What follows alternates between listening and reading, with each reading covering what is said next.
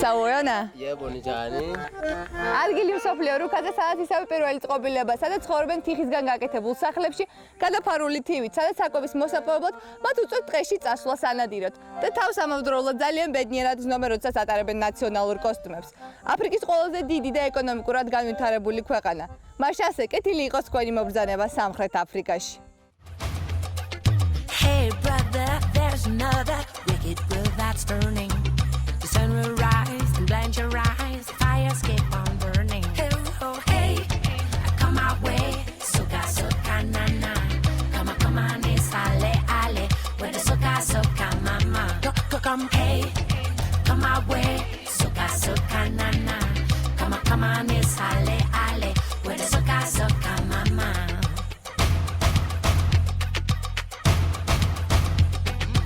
Hey now, come and play now. Time is for the taking. I better get it while you can, before the ground is shaking. Come, hey, come my way. Suka na na. Come on, it's ale ale, with the suka mama.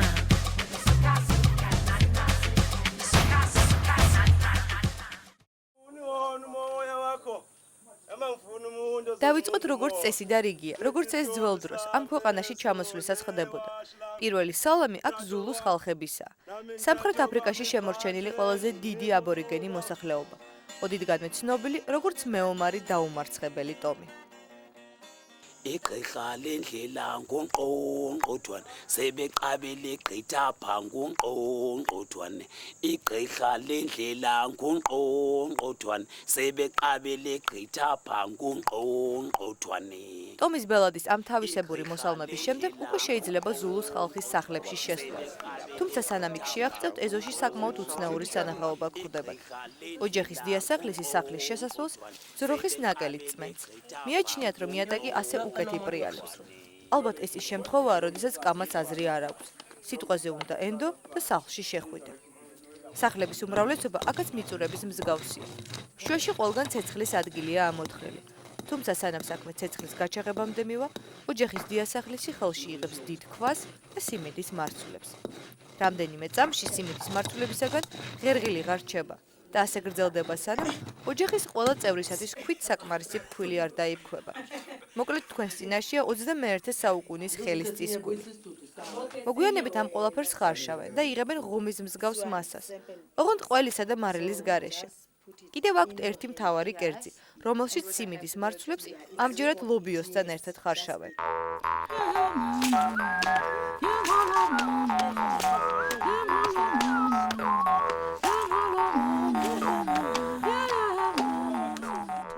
სადილის დამზადების შემდეგ ჯერი სხვა საოჯახო საქმეებზე დგება. ტყეში ჭილის დაკრეფა, მერე კი მათი დაწნა.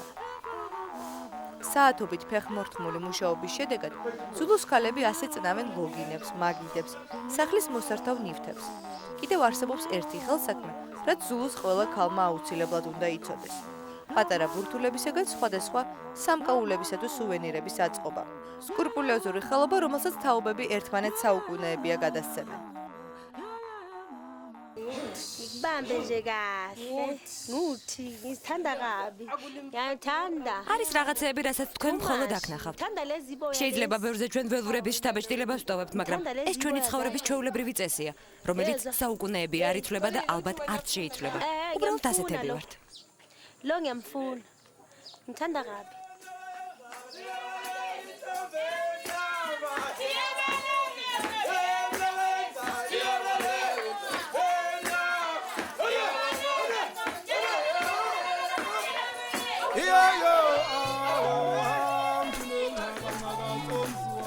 Wemachola, wemachola, yo yo lo lo mama. Yo am tule naga somswa. Cholingo yo yo lo lo. Yo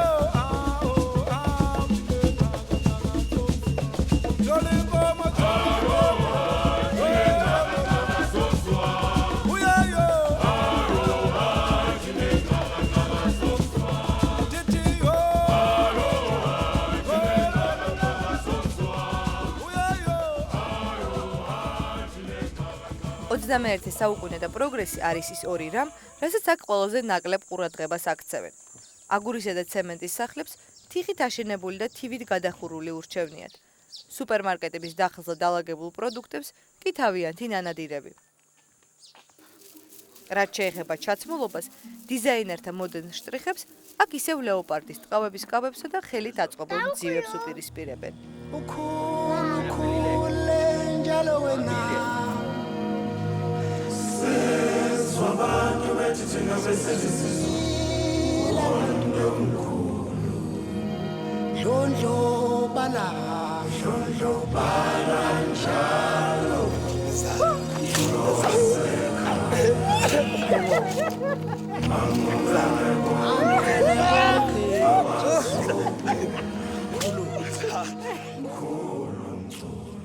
დროა ზულუს ხალხებს დავემშვიდობა და შედარებით თანამედროვე აფრიკის სანახავად გავემგზავროთ.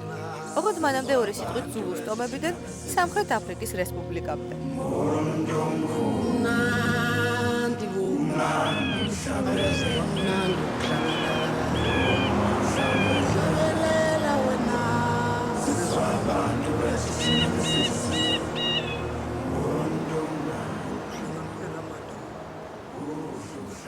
ყველაზე უკეთ და მოკლედ ალბათ ამის შესახებ სამხრეთ აფრიკის უძველესი ქალაქის, კეიპტაუნის მთავარ მოედანზე აფრიალებული ეს დროშები მოგვითხრობენ. პირველი ჰოლანდიისაა, ვინაიდან ეს ტერიტორია მე-17 საუკუნეში პირველად სწორედ მათ დაიპყრეს. თუმცა შემდეგ აქ არსებული ოქროსა და ალმასების უმდიდრესი საბადოებით დიდი ბრიტანეთი ინტერესდება და კაპის კოლონია ჰოლანდიელთა ბატონობიდან მათ მმართველობაში გადადის. როგორც მოსალოდნელია, ბურები ანუ სამხრეთ აფრიკაში პირველად ჩასახლებული ჰოლანდიელების შთამომავლები ამ გადანაწილებას არ ეთანხმებიან და აქ იწყება დაუსრულებელი ომები ბურებსა და ინგლისელებს შორის. შემდეგი დროშა სამხრეთ აფრიკის ისტორიაში 1910 წელს იჭრება, როდესაც იქნება ბრიტანეთის დომინიონი, სამხრეთ აფრიკის კავშირი, რომელიც ბუნებრივი რესურსების ხარჯზე ეკონომიკურად ძალზედ სწრაფად ვითარდება. თუმცა ეს კავშირიც მალევე იშლება. და ბოლო დროშა სამხრეთ აფრიკის დამოუკიდებელი რესპუბლიკის სიმბოლო. დროშათა ისტორიის ამ წრებში ის 10 წელია, რაც ფრიალებს.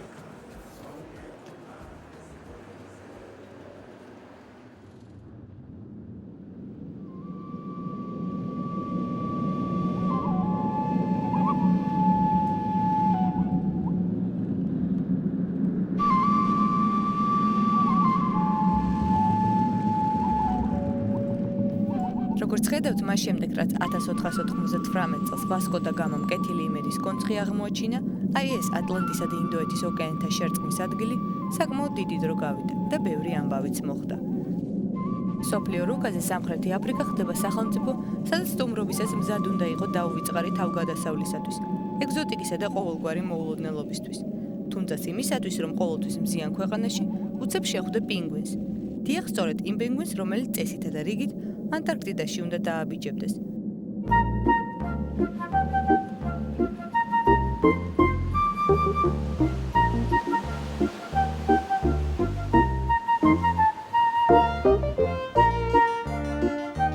როგორც ხედავთ, ისინი თავს აფრიკაშიც მშვენივრად გრძნობენ. განსაკუთრებით, როდესაც დილით ოკეანესთან დგანან და მზის პირველი სხივები თბებიან.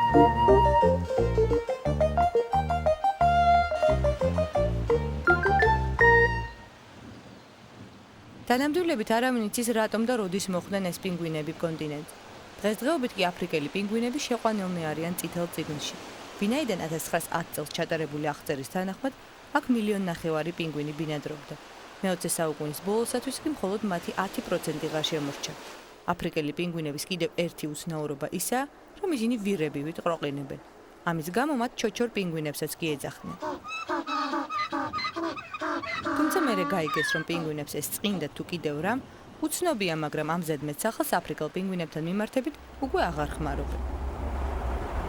შიშით პინგვინებს ადამიანებსა როგორც ხედავთ არ ეშინიათ, თუმცა მათგან გამოსპინძლებისაგან მაინც თავს იკავებენ. გარდა იმისა, რომ პინგვინები საკმაოდ ფრთხილები არიან, ისინი განსაკუთრებული სიმორცხვითაც გამოირჩევიან. ჯოზეფი უკვე 5 წელიწადია, რაც მათ ამ თვისებებს აკვირდება. ეს მას სამსახურეობრივადაც ევალება. აფრიკელი პინგვინები ბოლო 10 წლეულია სახელმწიფოს დაცვის ქვეშ არსებულ ნაკრძალებში ცხოვრობენ. ჯოზეფი დილას შემოვლით იწყებს.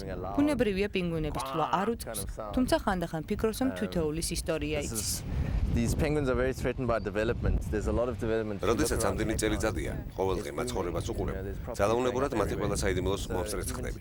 უნდა ნახოთ, როგორი სიამაყით ეძახიან მამრი პინგვინები თავის რჩეულებს, მას შემდეგ რაც სხვა პინგვინებთან ბრძოლაში მზეზე საუკეთესო ადგილს მოიპოვებენ. გაგეცინებათ, მაგრამ მათ შემხედრებას ხანდახან შურის გზნობას გეუფლება. ისეთი ერთგულება და სიყვარული იციან. ცნობილია, რომ პინგვინები ყველაზე ერთგული ფრინველები არიან. მათ მთელი ცხოვრების განმავლობაში მხოლოდ ერთი პარტნიორი ყავს. სხვათა შორის აქ არსებობს ადგილი, სადაც ხალხი სპეციალურად ქორწინებისთვის ჩამოდის. მიაჩნიათ, რომ თუ კი პინგვინების თანდასწრებით დაქორწინებიან, მაშინ მთელი ცხოვრება ერთად იქნებიან. პინგვინების თანდასწრებით ქორწინება არ არის ის მთავარი მიზეზი, რაც სამხრეთ აფრიკას მოგზაურთათვის მიმზიდველსა და სასურველს ხდის. ამ ქვეყანაში ჩამსვლელთა ნომერ პირველ ინტერესს მაინც ალბათ უცნაურ და ულამაზეს მთებიანი კეიპტაუნი წარმოადგენს. კეიპტაუნი ქალაქი მთის ჩრდილის ქვეშ, მაგიდის მთის ჩრდილის ქვეშ, ასე ეძახიან მთას, რომელიც ზღვის დონის ზემოთ 1200 მეტრზე მდებარეობს და რომელიც საუკუნეების განმავლობაში იყო მთავარი ორიენტირი მათთვის ოკეანის გაღმა, ცდილობდა აფრიკის ამ სანაპიროს აღმოჩენას. დღეს კი ეს არის ადგილი, სადაც ათასობით ადამიანი ამოდის ამ ულამაზესი ხედით დასადგმობად. ატლანტიკის ოკეანე, მაგიდის მთა, ძველი და თანამედროვე აფრიკა.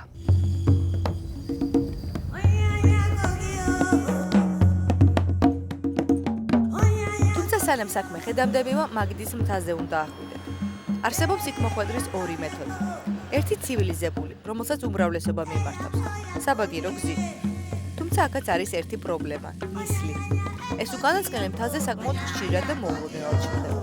ამ დროს 1200 მეტრის სიმაღლეზე სრულ ბურუში ადიხართ. იმ შემთხვევაში, თუ ტექნიკურ პროგრესს მაინც და მაინც პატივს არსებთ, მაშინ წერაქვი ხელში და ციცაბო კლდეებზე საათობით სიარული, სანამ მაგიდის მთის მწვერვალს მიაღწევთ. ცდით ორივე მეთოდი ნაცადია. 100 მეტრის სიმაღლეზე ასვლას თავისი ხიბლი უდაოდ აქვს, მაგრამ როდესაც ცივილიზაციის გამოყენებაც შესაძლებელია, მაინც ჯობია, რომ ველურ ეგზოტიკას დროებით მაინც გამოემშვიდობოთ. მით უფრო რომ ეს უკანასკნელი აფრიკაში ისედაც უყვადაა.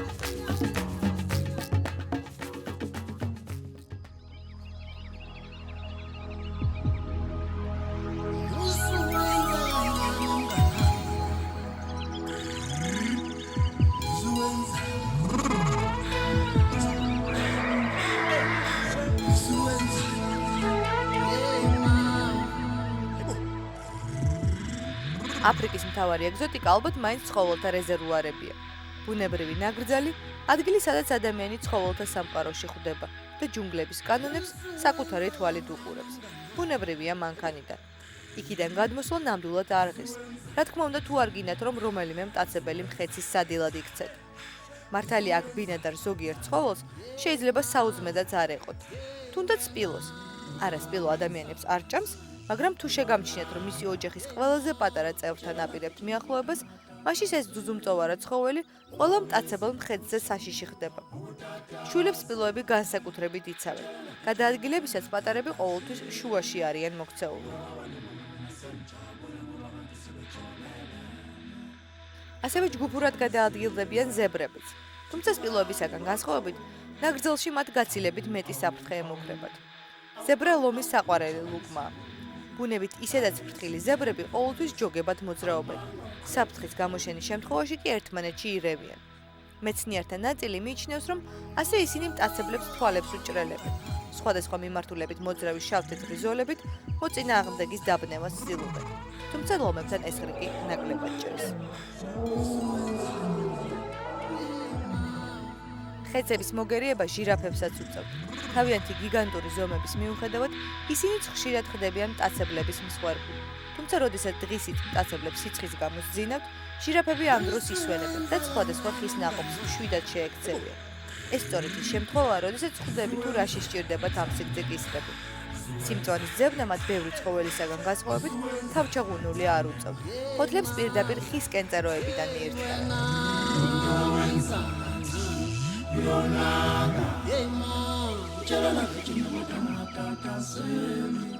ცხოველთა ეს სამყარო დაბნელებამდე უნდა დატოვო და ნაკრძალის შედარებით ცივილურ ნაწილში გაშლილ კარვებს დაუბრუნდეთ. იქ ბუშმენები სამხრეთ აფრიკის ერთ-ერთი მკვიდრნი, ისინი ვინც მსგავს ნაკრძალებში ოდითგანვე ცხოვრობენ და გამცილებლის როლს ასრულებენ, ადგილობრივ ვახშამს დაგემზადებენ. ნაკვერჩხალზე შემწვარი კარტოფილი, ანანასი. ამის შემდეგ კი მზის ჩასვლის ულამაზესი პეიზაჟის დრო დგება, რომელსაც ფონად ნაკრძალიდან მოღწეული ცხოველთა გადაძახილი სდევს.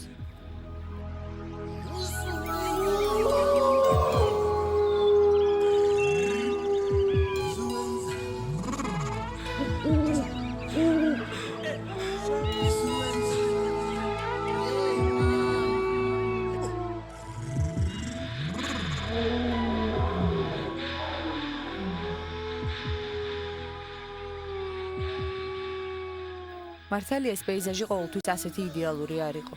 მისი ყველაზე ბნელი შტრიხები სურათის იმ ნაწილზე მოდიოდა, სადაც აპარტეიდი ეხადა. აპარტეიდი რასობრივი დისკრიმინაციის ფორმა, რომელიც განსაკუთრებული სისასტიკით ხორციელდებოდა სამხრეთ აფრიკის რესპუბლიკაში. ამ ქვეყნის არაევროპული მოსახლეობა იზოლირებული იყო, ჩამორთმეული ჰქონდა ყველა სამოქალაქო უფლება და მკაცრ ექსპლუატაციას განიცდიდა.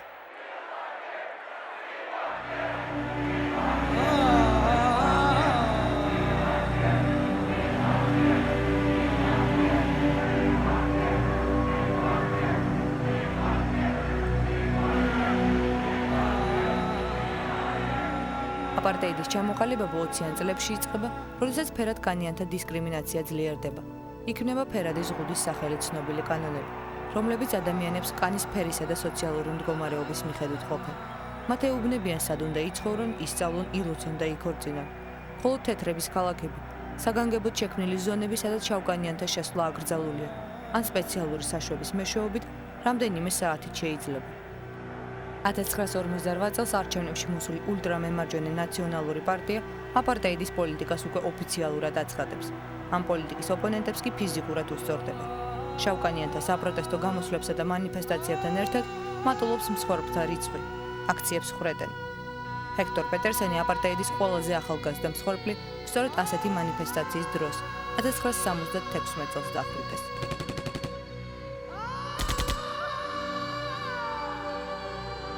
ჰექტორი, რომელიც ამ ადგილას დემონსტრაციაზე თავის თანაკლასელებთან ერთად გამოვიდა, სწავლის უფლებას ითხოვდა. პოლიციელთა ტყვეები მას გულში მოხვდა.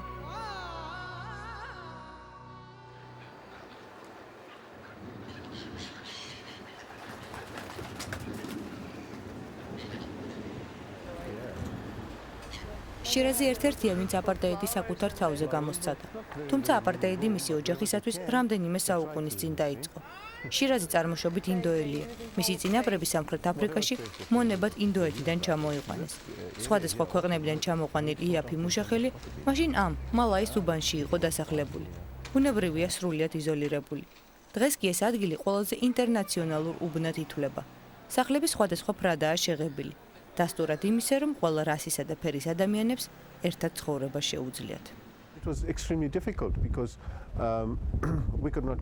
აპარტეიდი სამხრეთ აფრიკის ხალხის ისტორიაში ყველაზე საშინელი ფურცელი იყო.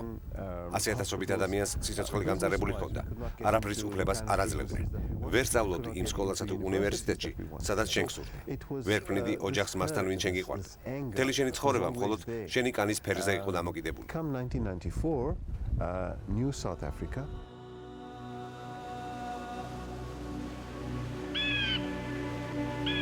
ალბათ ყველაზე უკეთ სიტყვა აპარტეიდის მნიშვნელობა მაშინ გესმის, როდესაც სელაბების კუნძულზე მოხვდები. ატლანტის ოკეანის კუნძული, რომელიც 30 წლის განმავლობაში სამხრეთ აფრიკელი პოლიტპატიმრების განსაკუთრებული უსაფრთხოების ციხე იყო.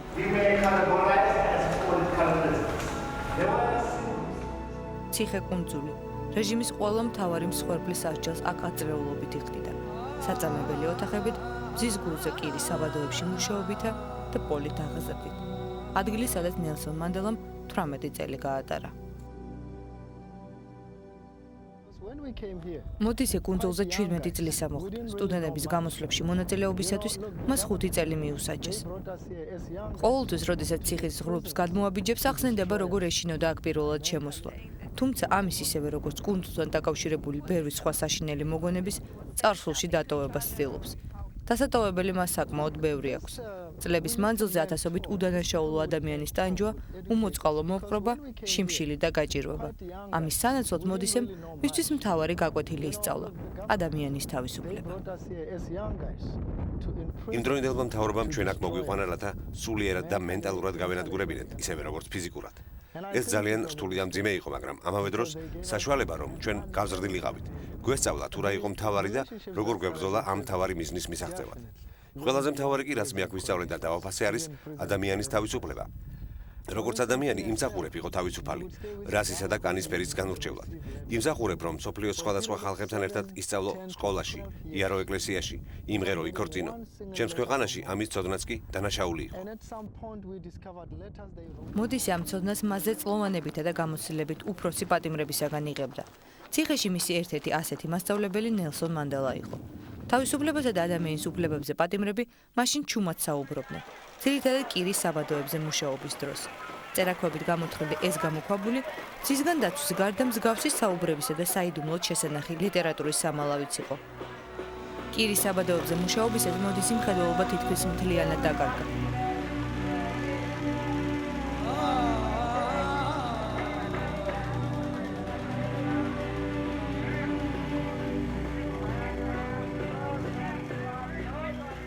თუმცა ეს არ იყო ერთადერთი დაავადება, რაც სელაპების კუნძულზე პატიმრებს ემართებოდათ. ქვის იატაკზე წოლისაგან უმრავლესობა ტუბერკულოზით, სახსრებისა თუ კიდევ სხვა უამრავი დაავადებისაგან იტანჯებოდა. სელაპების კუნძულზე ლოგინები მხოლოდ 1978 წელს მოიტანეს. მანამდე კი ყველა პატიმარს იატაკზე, ერთ თხელ თექაზე ეძინა.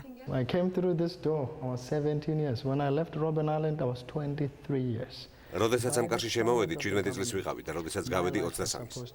იმდროინდელი პოლიტიკის მიხედვით ჩემი ცხოვრება დამთავრებული უნდა ყოფილიყო. ნაწილობრივ ეს ასეც მოხდა. მე აღარ მქონდა სწავლის, მუშაობის, მოგზაურობის, ადამიანებთან ნორმალური ურთიერთობის უფლება. თუმცა სწორედ ეს იყო, რაც მე ცხოვრების ბრძოლის ძალას მაძლევდა. უბრალოდ ვალდებული ვიყავი საკუთარ თავთან და ახლობლებთან დამემტკიცებინა ჩემი სიძლიერე.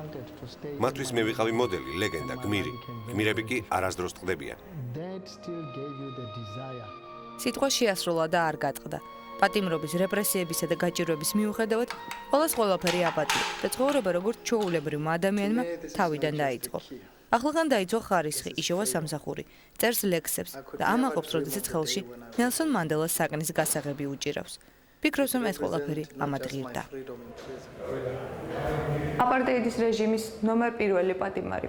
ნელსონ მანდელა ადამიანი, რომელმაც პატიმრობის 26 წლიდან 18 წელიწადი აი ამ საკანში გაატარა. 18 წლის განმავლობაში ის ამ ოთახში ცხოვრობდა და სწორედ აი აქ ამ ადგილას წერდა წიგნებს დამოუკიდებლობის შესახებ, რომლებსაც შემდგომ მერე ბაღში მარხავდა. ნელსონ მანდელას მიერ დამალული წიგნები ციხეში მოგვიანებით იპოვეს, როდესაც ამ ბაღში კედლის აშენება დაიწყეს. ეს წიგნები სელაპების კუნძულზე 18 წლიანი პატიმრობის დასრულების შემდეგ ნელსონ მანდელამ სოვიეტოში თავის სახლში წაიღო. ამ სახლში სამხრეთ აფრიკის პირველმა შავკანიანმა და ყველაზე პატივცემულმა პრეზიდენტმა თავის პირველ ცოლთან ერთად 15 წელიწადი იცხოვრა. ციხიდან გამოსვლის შემდეგ აფრიკის ნომერ პირველი მოქალაქე სწორედ ამ სახლში დაბრუნდა, თუმცა მხოლოდ 11 დღე დარჩა. ხალხის უწყვეტი ნაკადის გამო აფრიკის მომავალი პრეზიდენტის სოვიეტოში გაჩერება აღარ შეიძლებოდა. Nelson Mandela is a very nice great name for South African people. ხალხი დღე-დაღამე მოდიოდა. ყველა საინტერესებდა ნელსონ მანდელას ნახვა.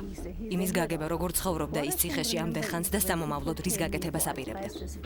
მომსვლელი ხალხი მისგან რჩევა დარიგებას ითხოვდა. ამაში გასაკვირი არაფერია. ნელსონ მანდელა ხომ აფრიკელი ხალხისთვის დამოუკიდებლობის, თავისუფლებისთვის ბრძოლის სიმბოლოა. ცოცხალი გმირი.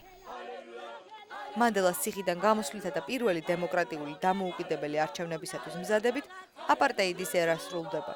სამხრეთ აფრიკა ახალი ქვეყანა ხდება.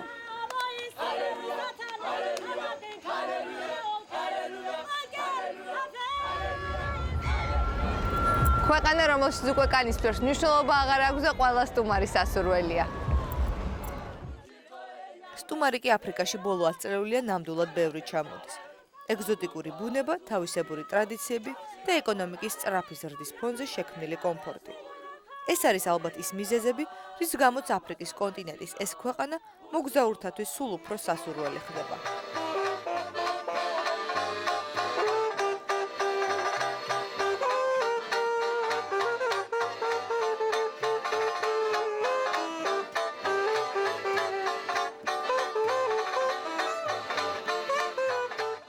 დღესდღეობით სამხრეთ აფრიკა ერთადერთი ქვეყანაა, სადაც 11 ოფიციალური სახელმწიფო ენაა. სწორედ ეს არის ის ერთ-ერთი მიზეზი, რის გამოც სამხრეთ აფრიკას ეროვნებათა ცისარტყელასაც უწოდებენ. თქვენ წარმოიდგინეთ ამ ცისარტყელაში ქართველებიც არიან.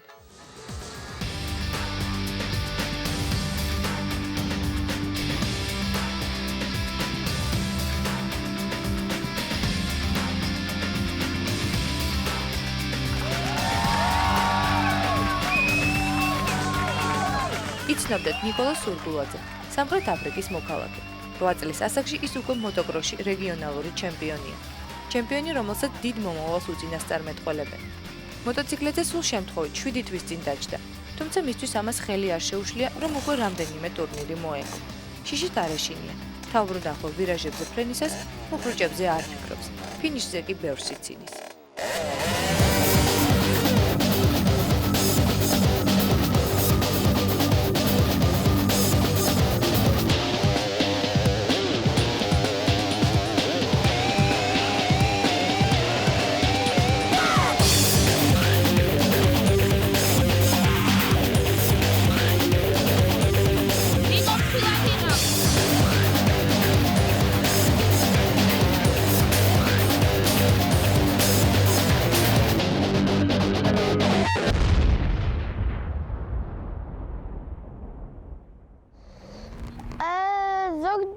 ჩემთავს ვეუბნები, რომ არ უნდა დავატორმოზო ძალიან ადრე და რომ დავასწრებ ბავშვებს, მე რომ ფინიშზე დავა პირველი ძალიან მიხარია. მინდა რომ პროფესიონალი გავხდე და ბევრი ფული მიიღო. ყველას უნდა ეგალ და ნიკოლოზის ამ გადაცებას მისი მშობლები საკმაოდ სერიოზულად უყურებენ. მართალია მისი დედა მაკა სურმავა ყოველი ტურნირის შემდეგ ნერვიულობისაგან ვეღარ ლაპარაკობს, მაგრამ ფინიშზე მისვლისას შულს ამაყად უყურებს. ნიკოლოზის მამას გიორგი სურგულაძეს კი მოტოციკლეთის დაშლისა და აწყობის სწავლა მოუხდა. რა თქმა უნდა, პირველი რომ მოვიდა, ძალიან მაგრად გამიხარდა, მანქანაში უკვე იქამდე ვიკავებდი, მერე ცრემლებით წამომივიდა, ხო დიდი შეჯიბრი იყო, რეგიონალური პატარა ის არ არის, თან ახლა ჩვენი რეგიონების ყველაზე დიდი რეგიონია.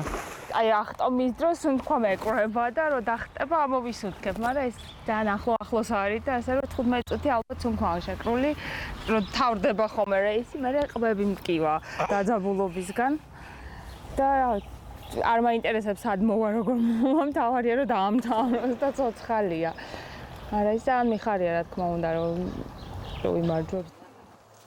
გიორგი და მაკა იოჰანესბურგში საცხოვრებლად თბილისიდან 12 წლის წინ ჩამოვიდნენ. დაიწყეს თავიდან, მრავალწლიანი შრომისა და სწავლის შედეგად დღეს უკვე წარმატებას მიაღწიეს. მაკა სამხრეთ აფრიკის წამყვან სადაზღვევო ფირმაში პროგრამისტია. გიორგის კი ავეჯის დიზაინისა და მოპირკეთების საკუთარი საწარმო აქვს. ნიკოლოზის გარდა ყავთ კიდევ 2 წლის შვილი ლიზა, რომლისთვისაც დღესდღეობით ყველაზე საინტერესო საქმიანობა ძმასთან ერთად ბალახზე კოტრიალია. საქართველოში ლიზა ჯერ არ ყოფილა. ნიკოლოზი კი თბილის რამდენიმე წლის წინ სტუმრობდა, თუმცა აღარ ახსოვს, მაგრამ იქ ჩასვლა ძალიან აინტერესებს. ნიკოლოზის მშობლები კი საქართველოს ამბებს კომპიუტერით იგებენ. ყველაზე მეტად მათ 2 რამ: მეგობრები და თოვლი ენატრებად. მაშინ ალბათ ძამა ბევრს ჭკუას არ ვაყოლებდი, ცოტა შედარებით ახალგაზრდა ვიყავი, ეგ იყო 10 წლის წინ, ცოტა ხანში 11 შესრულდება, რაც აქვარ. ფაქტიურად სიტუაცია ესეთი იყო, რომ მარტო მუშაობდით და ვაპირებდით, რომ წინ წავსულიყავით და ეხლა მაინდა-მაინც უკან არ ვიხედებოდით და მაგაზე არ ფიქრობდით ბევრს. თოვლი მენატრება ძალიან და მეგობრები. ფიქრობ საქართველოში დაბრუნებაზე? არა. არ ფიქრობ მაინდა-მაინც. ჯერჯერობით ნამდვილად არა, მაგრამ ნახოთ.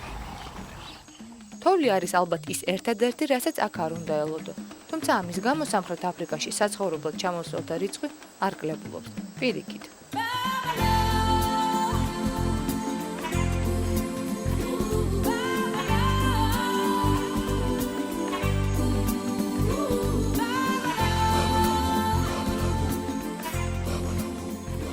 ბოლო წლების განმავლობაში სამხრეთ აფრიკაში მიწისა და უძრავი ქონების ფასი 10 ჯერ გაიზარდა.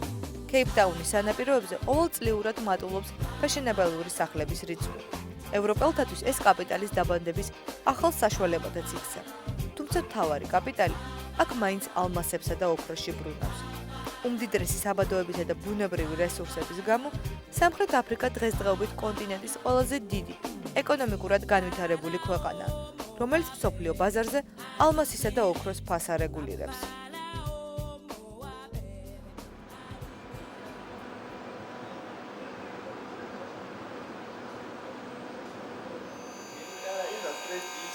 სიოსინა ალმასებთან 17 წლიდან მუშაობს.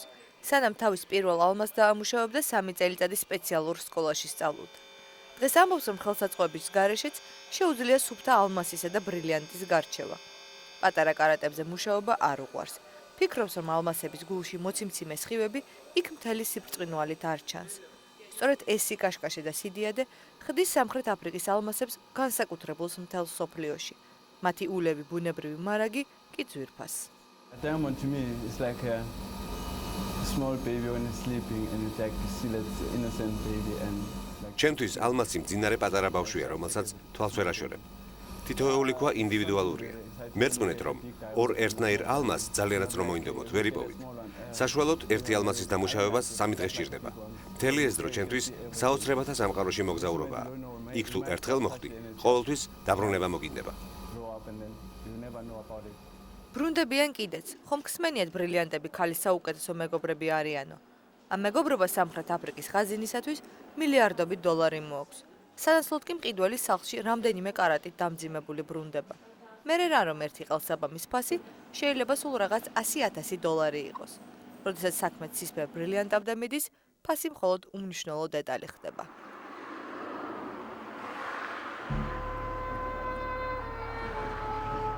თუმცა არის აფრიკაში ადგილი, სადაც ცისფერი ბრილიანტების შესახებ არც კი სმენიათ.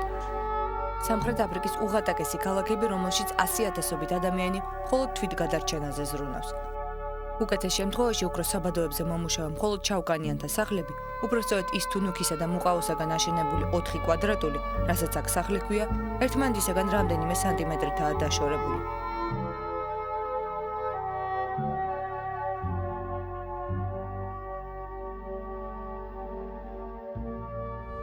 ეს კიდევ არის აფრიკის ის ნაწილი, სადაც სახლებს 3 დღეში აშენებენ, სადაც ბავშვები სკოლაში და ექიმთან ვერ დაყავთ, სადაც ოჯახის გამოსაკვებად მუშაობს ყველა, 3 წლის ბავშვიდან დაწყებული.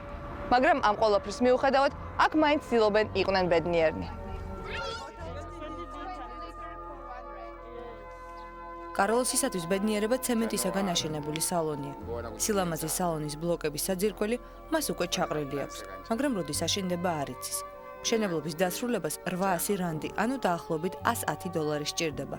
სანამ ის თავის ამოცნებას აიხდენს, ისევ ძველ სალონში მუშაობს. დასახლების ერთადერთი სილამაზის სალონი თავის დროზე 3 დღეში ააშენა. ერთდროულად ის ბარი, ფეხსაცმელების შესაკეთებელი და თმის მოსაწესრიგებელი ადგილია. კარლოსი კლიენტურას არ უჩივის. კონკურენტები არ ხავს, შესაბამისად ფასსაც თავად არეგულირებს. პრეისკურანტი შემდეგია. შეჭრა 2 რანდი, ანუ 6 თეთრი. დავარცხნა 4 რანდი, 12 თეთრი. ყველაზე ძვირი სიამოვნება თმის შეღებვა, 15 რანდი, 45 თეთრი. კრისტინი ამ სალონში მოსვლას წელიწადში მხოლოდ 2-ჯერ ახერხებს. ერთხელ დაბადების დღეს და მეორედ ახალ წელს. რაც შეეხება მის ოცნებას, სწავლა და ექიმობა უნდა. I want to become a doctor. This is what I really want to be a doctor. ძალიან მინდა რომ ექიმი გავხდე და ჩემს ქალაქში ვიმუშაო. ჩვენთან ძალიან ბევრი ადამიანი ავათხდება, მაგრამ ექიმთან ვერ დადის. ფული არა აქვს. მე კი ყველას მოვარჩენდი და ბავშვები აღარ დაიხოცებოდნენ. And I'm willing to improve my dreams.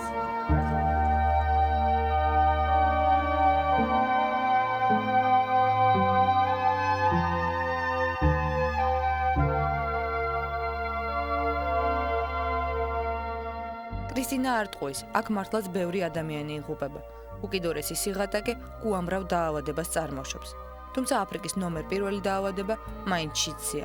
ბოლო მონაცემებით ყოველი მეოთხე კაცი და ყოველი მესამე ქალი შიცის ვირუსის მატარებელია. მსგავს კარვების ქალაქებში ხშირ შემთხვევაში დიაგნოსტიკაც კი ვერ ხდება. აქ ადამიანები ყოველდღიურად მხოლოდ იმაზე ფიქრობენ, საიდან მოიტანონ დასალევი წყალი და რა აჭამონ საღამოს შვილებს.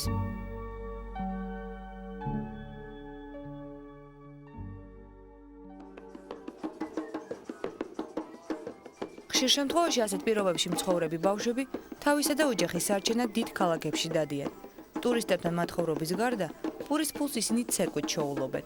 ტაქტისა და რითმის გრძნობა ხომ აქ თითქმის ყველას თანდაყოლილი აქვს.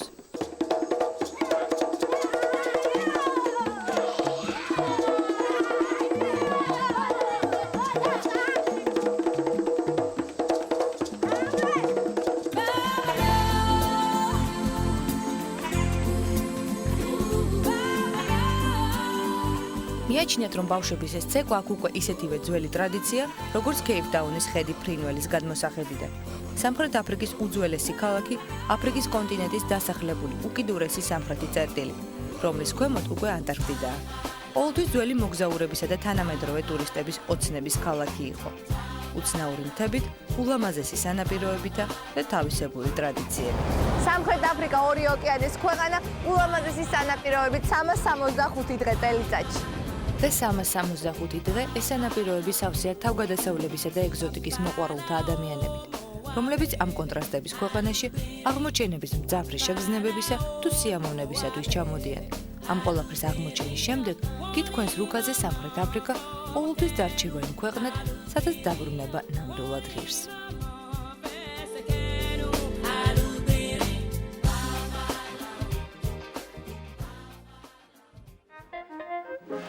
What I see can make me stop and stare. But who am I to judge the color of your hair? Surely you're a feeling much the same as I do. We got to keep this world together. Got to keep it moving straight. Love like we mean forever, so the people can relate.